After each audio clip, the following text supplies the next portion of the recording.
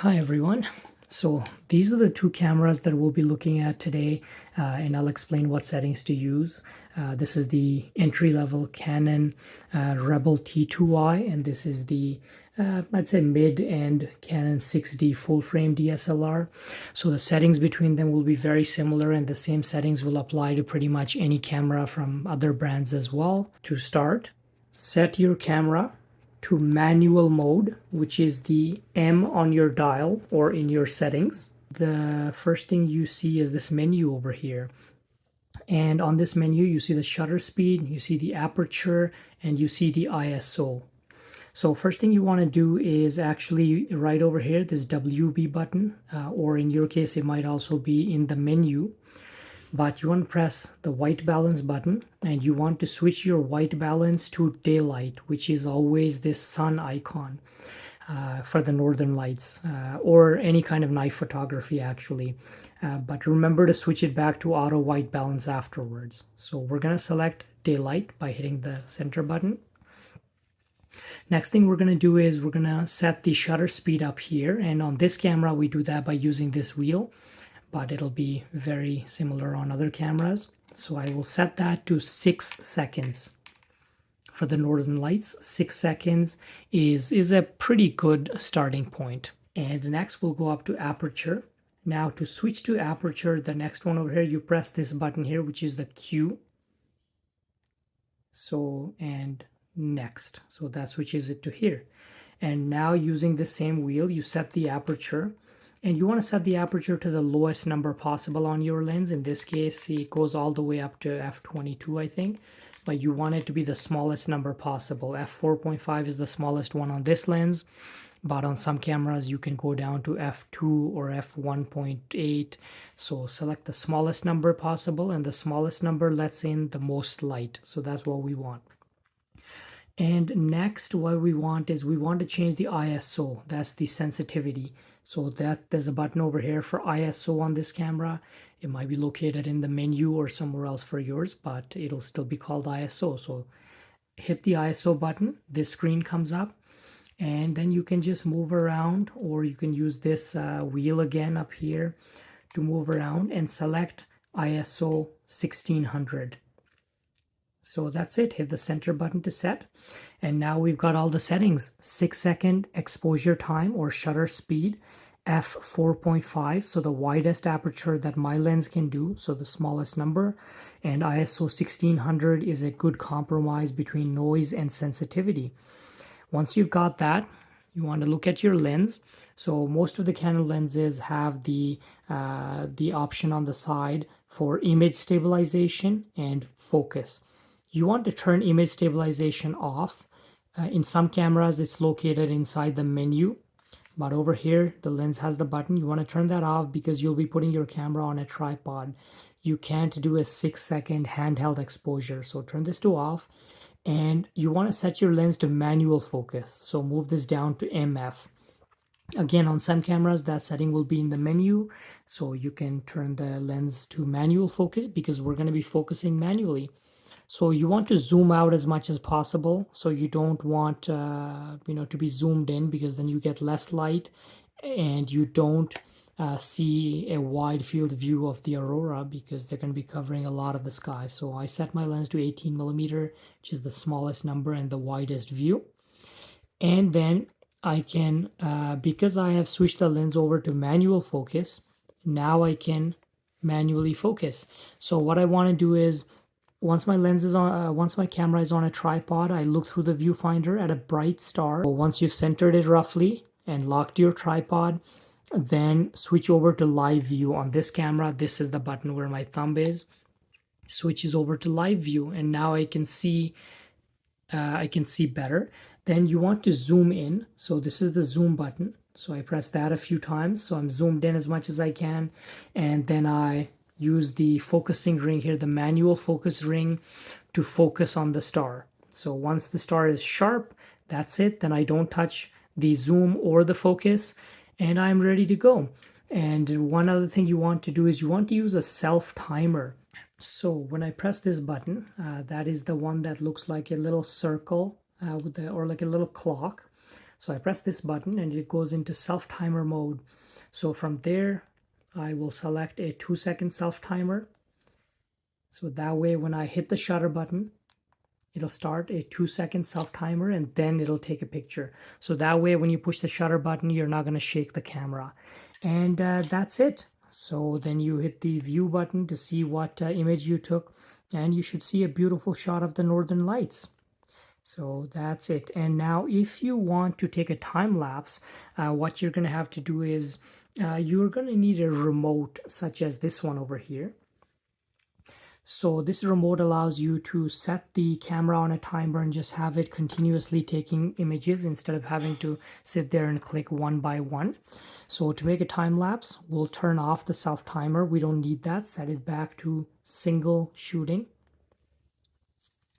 And then on the side of your camera, there should be a little port for the remote. Now, I'm going to link a couple of the common remotes in the description below, but just make sure you get the remote that's for your camera. So in my case, I would Google, Canon Rebel T2i remote, or for my Canon 6D, which this one is for, I would Google, or actually I would search Amazon maybe, or whatever website you're shopping at for Canon 6D remote. So you do the same thing for other brands as well. So you plug the remote in into the side of the camera, turn it on, and then you would go through the options and just select how long you want the exposures to be. So in my case, I've selected 8 seconds, and how many pictures you want. So you could select, 999 pictures. And once that is done, just start the timer and it'll continuously take pictures for you all night long. That's what I had done. And now I'll quickly go through the same process with the Canon 6D. So this is my Canon 6D. We're going to set this one up to take pictures just like the other one. So I turn on the camera. And what I want to do now is go into the menu. And I'm going to find the white balance setting. So from here, again, exact same thing. I select daylight, which is that sun icon. Then I'm going to set the exposure time to 8 seconds. So there's a screen over here, but there's also a screen on the back over here where you can see the different whatever settings you have. So I'm going to set right here. You can see that says 4 seconds. There we go. I'm going to set the shutter speed to 6 seconds. I'm going to use the ISO button here and set the ISO to 1600, same as before. And since I'm using a manual lens on this camera, which most people do for nighttime, I'll set it to the smallest number or the widest aperture, which on this lens is 2.8. On the other lens, I think it was f4 or 4.5. So I'll set it to the widest one. I'll set this manual lens to as close to infinity as possible. That symbol there is infinity. And then I'm going to look through the viewfinder. After I put my camera on a tripod, I'm going to look through the viewfinder and then get a bright star centered. I'm going to switch on live view, zoom in using whatever button is for zoom on your camera. Sorry, this one here for me. And once I've zoomed in all the way, then I will use the manual focus ring on my lens to manually focus on a bright star. And once it looks sharp, then I'm good to go. Yeah, all the same settings as before. And actually, I can use the self timer on this one as well for a single shot. That's a 2-second self timer. And for this one as well, if I want to take a time lapse, I simply put my remote cable in here and yeah, set it to 6 seconds and then set 1,000 exposures and let it run all night. And yeah, very similar on pretty much any other camera. And if you're trying to make a time lapse, once you've got all of the images on the camera, then you transfer them to the computer. And one thing to note for time lapses, you can actually just use a JPEG. So in the settings, over here I've selected RAW plus large JPEG, but for time lapses it's fine to just to turn off the RAW and to just set your JPEGs. Now, if you don't want really massive files, you can set a smaller JPEG size. 1920 by 1280 is fairly small. You could use that if you just want 1080p video. If you want 4K video, you can set it to something like this maybe, or you could just set it to large JPEG, that's fine, and you can resize afterwards using some software. So you don't need raw files for making a time lapse. It's just going to end up being a very, a huge data set. So just turn off raw and just use JPEG, and just remember to turn it back on to raw afterwards if you like shooting in raw most of the time. But for most of the time, I just shoot JPEG when I'm making time lapses, and I shoot raw when I'm just taking individual pictures of the northern lights in case I want to process it later, or I shoot raw and JPEG. So let's go over to the computer and process these files. So now I've transferred all of the files from my Canon camera over to my computer. So now we're going to process them and create a time lapse.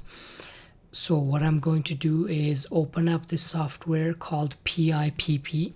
It's a completely free software that you'll have to download to make time lapses, and it works beautifully, and it's useful for a lot of things. So just select all of the images that you want to be a part of the time lapse and drag and drop them into PIPP. This message might pop up, but just click OK on that.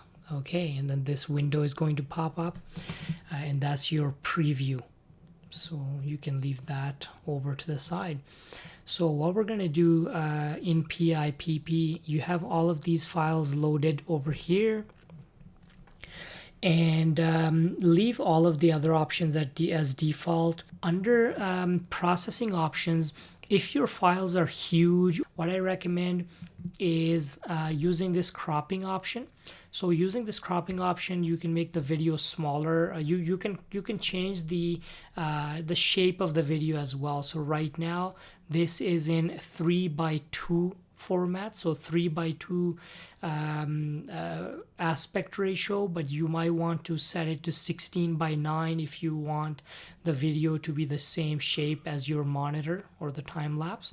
So for that, what you can do right over here, depending on what format you were shooting in, so you can enter 3840 by 2160 if you want 4K video, or you could leave that as it is, and you could use the resize frames option.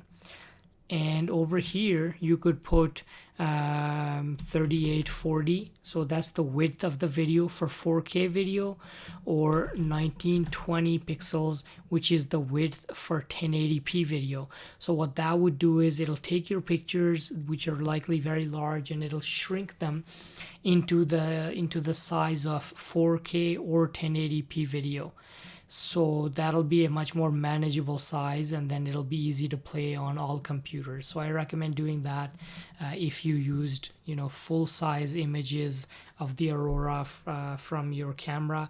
If in your camera you already selected a smaller size, then you can skip the step. So in the output tab, make sure AVI is selected as the format for your time lapse, and on this side where it says AVI file options, select FMP4, that's the MPEG lossy compression, so that way your files are going to be a manageable size, and make sure quality is at the maximum, which is 10. And right here, just uncheck this box and then manually enter what frame rate you want. For a time lapse, it depends on how many files you have in total.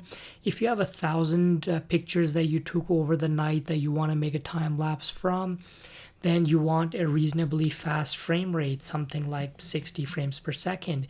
If you only have, let's say, 100 files and you want the time lapse to be able to run for 10 seconds, then you just divide 100 by 10, and then that'll be 10 frames per second. Once that is done, all you do is go to the next tab where it says do processing, and click start. So the output is going to show up right over here. It's going to create a new folder in the folder where your pictures were stored. So if you open that, you can see that the time lapse is right here. So if I double click on that, There we go. That's the time lapse we just created. Easy as that. And you can also add music to this. You could just use Windows Movie Maker. So drag and drop this video into that and add whatever music you want to it. So that's it. I hope you found that useful. And if you do make a time lapse, let me know in the comments below. And yeah, I'd love to see it. Until next time, have a good night.